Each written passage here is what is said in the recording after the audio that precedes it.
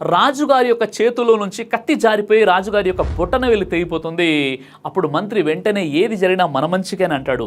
రాజుగారికి విపరీతమైనటువంటి కోపం వస్తుంది. అప్పుడు రాజు ఈ మంత్రిని తీసుకెళ్లి జైల్లో వేయండి అని ఆజ్ఞాపిస్తాడు. అలా కొన్ని నెలల తర్వాత రాజుగారు ఒంటరిగా అడవిలోకి వేటకు వెళ్ళడం జరిగింది. ఆ అడవిలో కొంతమంది పట్టుకుని వాళ్ళ దేవతకు బలి ఇవ్వాలని రాజుగారిని బాగా సిద్ధం చేస్తారు. ఆ అడవిలో వారి ఆచారం ప్రకారం ఎవరైనా బలి ఇవ్వాలంటే శరీరం అనేది పరిపూర్ణంగా ఉండాలి. రాజుగారికి ఏమో బొటనవేలు తెగిపోయి ఉంది కాబట్టి ఇతను బలికి పనికి రాడు అని ఆ రాజును వదిలేస్తారు.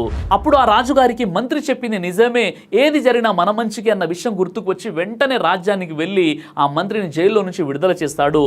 జైల్లో నుంచి విడుదలవ్వగానే మంత్రి ఏది జరిగినా మన మంచికి అని అంటాడు. నీకు జైలు శిక్ష వేశాను అయినా నీకు బుద్ధి రాలేదు, ఇది కూడా మంచిదని ఎలా చెప్తున్నావు అంటే అప్పుడు మంత్రి ఇలా అంటాడు, రాజుగారు మీరు ఎక్కడికి వెళ్ళినా మీతో పాటు రావడం నా బాధ్యత, కాబట్టి మీరు వెళ్ళిన అడవిలోకి మీతో పాటు నేను కూడా ఉంటే మిమ్మల్ని బలి ఇవ్వకుండా పరిపూర్ణంగా ఉన్న నన్ను బలి ఇచ్చేసేవారు. అందుకే ఏది జరిగినా మన మంచి కోసమే జరిగిందని పాజిటివ్గా ఆలోచించాలి.